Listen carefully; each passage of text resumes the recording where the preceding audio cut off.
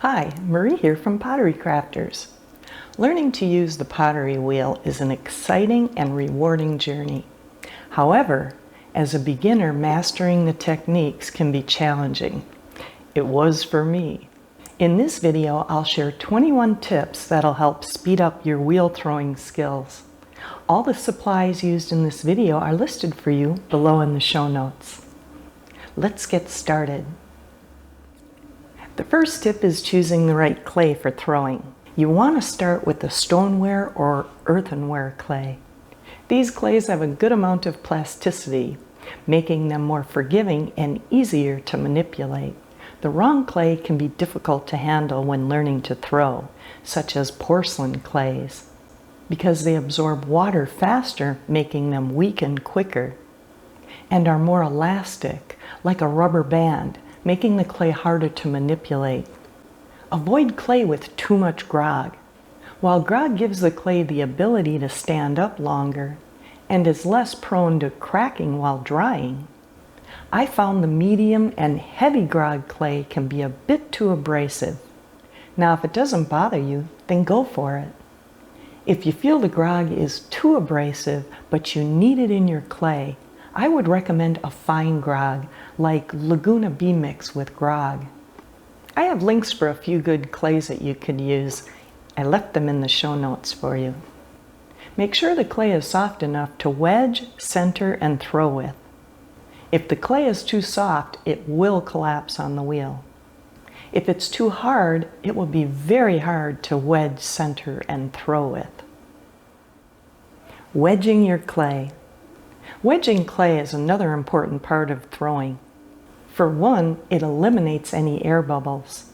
If the air bubble is large enough, it will continue to throw the clay off center, because air is lighter than clay. Wedging also eliminates hard lumps, giving the clay an even, uniform consistency throughout, which makes the clay much more manageable and much easier to throw. I like to wedge around 4 pounds at a time. My favorite is the spiral wedge. The spiral does have more of a learning curve, but once you master it, it's the fastest way to wedge. If you don't care for the spiral wedge, you can try the ram's head.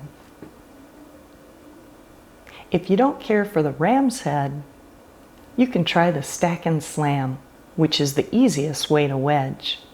Just cut the clay in half, stack it, and slam the clay on the table, which can be therapeutic at times. The amount of times that you do it depends on the state of the clay. I have a video that goes through all 3 methods of wedging. I left the link for you below in the show notes, so you can pick out the one that's right for you. Weighing out your clay. Weighing out your clay is a good habit to get into. It's always good to know how much you're throwing and how much you'll need to make things like mugs, bowls, and plates, especially if you want to create a set. I usually weigh out about 4 to 6 balls of clay and place them in a plastic bag. This will keep the clay from drying out, and the last ball of clay will be as good as the first. Using bats.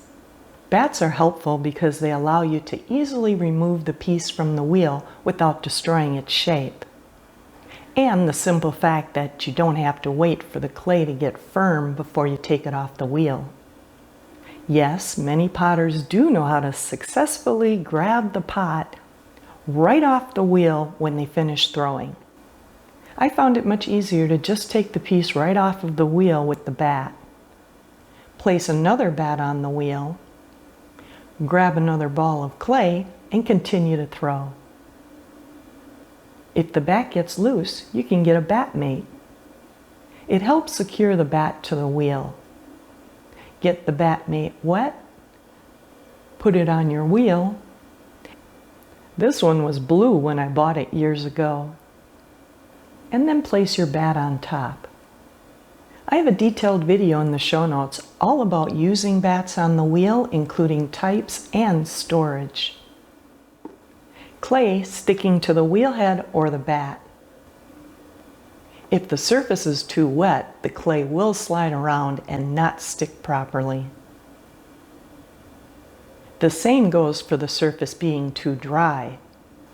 It will not stick to the wheel. The surface needs to be damp. Squeeze out your sponge and wipe it on the wheel or bat, and it sticks right to the surface. The clay will not come off unless you remove it with the wire cutter or it dries off the bat. Being in the right position when you're centering. Developing the proper position will make centering much easier. Place your legs as close to the splash pan as you can.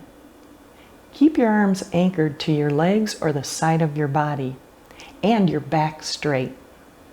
Make sure you're using the heel of your hand and your wrist is bent.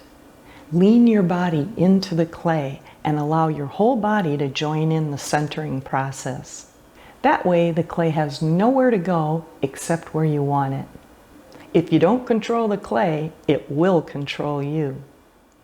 Use a sponge when centering. You can use a sponge when pressing down on the clay to center. Load the sponge with water. Then squeeze a little water out of the sponge whenever the clay feels dry. This way you don't have to take your hands off the clay as often to add more water. Plus, you have more control over the amount of water you release onto the clay. The sponge also works well in helping to control the clay when coning it up. Remove the water from the sponge and press inward while you're moving the clay upward. Load the sponge with water and continue to center the clay. Another handy tip is to use the modeling tool to make sure the clay is centered. Use the pointy end of the modeling tool and place it gently against the clay.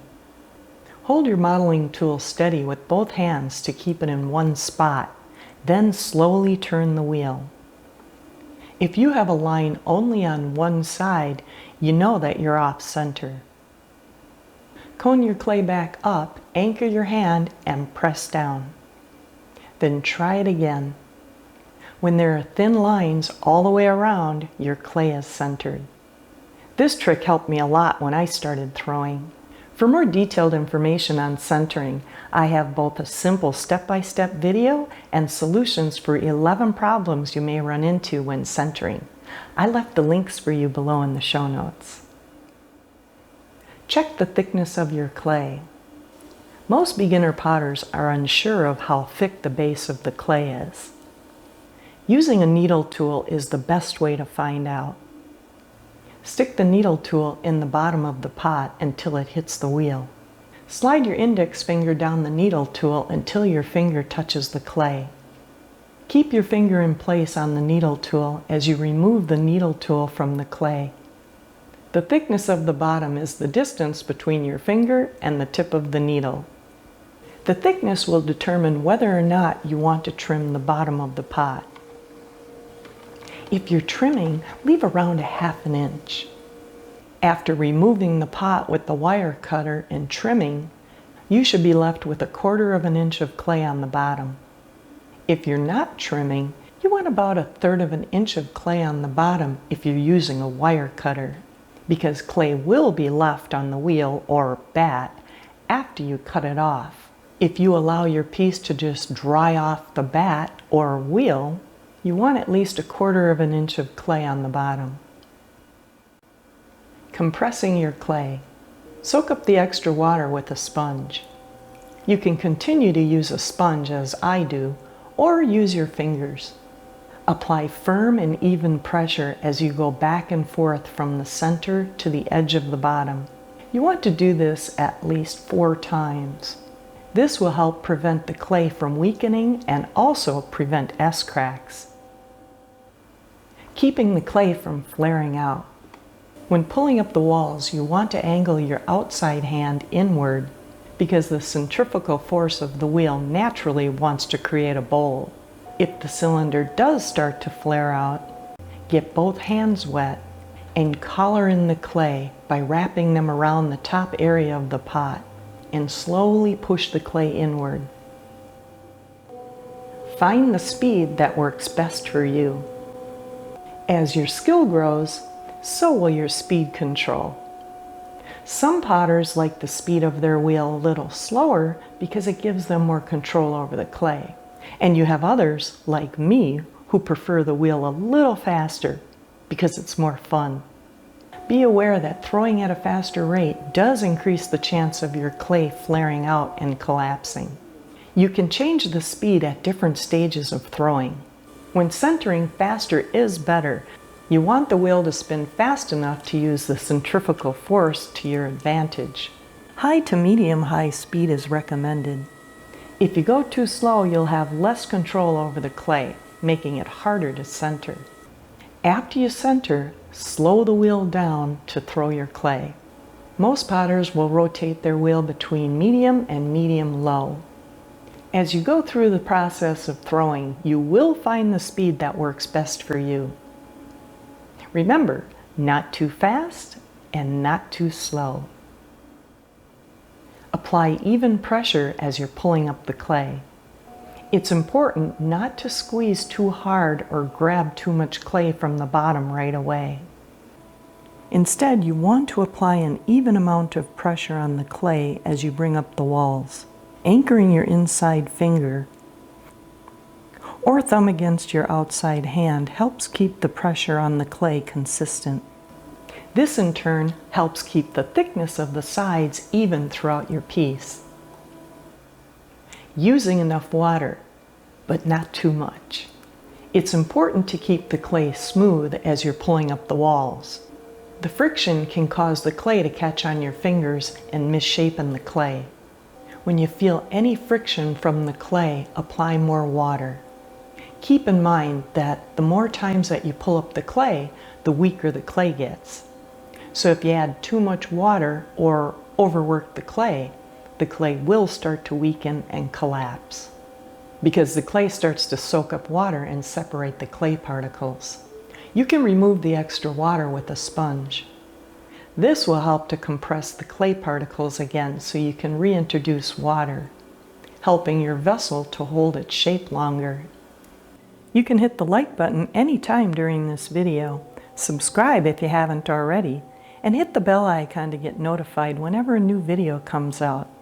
For most beginners, the cylinder will collapse a few times before you get the feel of the clay. But that's okay. It's part of the learning process. The great part is it's only clay, and it can be recycled and reused. Don't pull up the walls too quickly.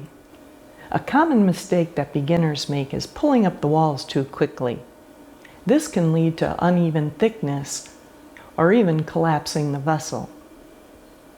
Allow the wheel to make at least one full rotation before moving your fingers up the clay. This slow and steady approach ensures that the clay is evenly distributed and properly compressed. This also helps you maintain better control over the thickness and height, leading to a more stable piece. Pulling up the walls different ways. There are different ways that you can pull up the walls. These are all the ones that I know of. This one is called the crab claw. It involves using your thumb and fingers to pinch and pull the clay upwards. Some potters feel it gives them more control over the clay. Another way is to use your knuckle. Press the knuckle into the outside of the clay and pull upwards to form the wall. A sponge can also be used. It helps control the clay more because the sponge is in contact with more of the clay than your fingers or knuckle. Using your fingers is one of the most popular ways and recommended for beginners to get the feel of the clay. Try each one and find out which one suits you the best. Use a needle tool to even out the rim of your pot if it's lopsided. Carefully insert the needle through the clay at the exact height where you want to level the rim. With the needle tool in place, slowly rotate the wheel. As the cylinder spins, the needle tool will cut off the excess clay and creates an even surface. Just compress the rim and smooth it out. Check the thickness of the walls.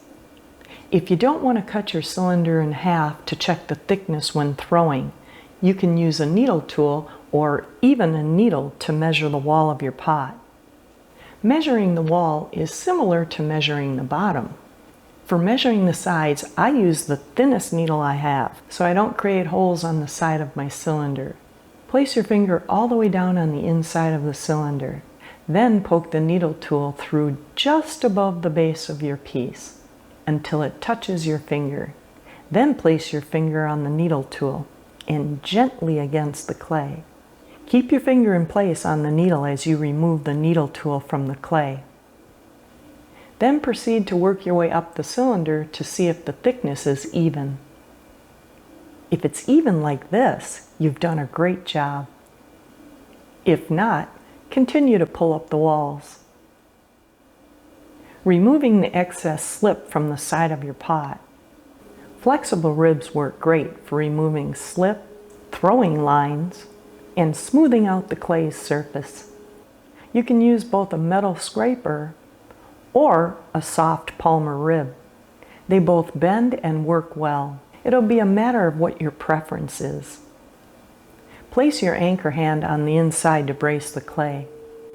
Start from the base and move upward with a smooth, continuous motion.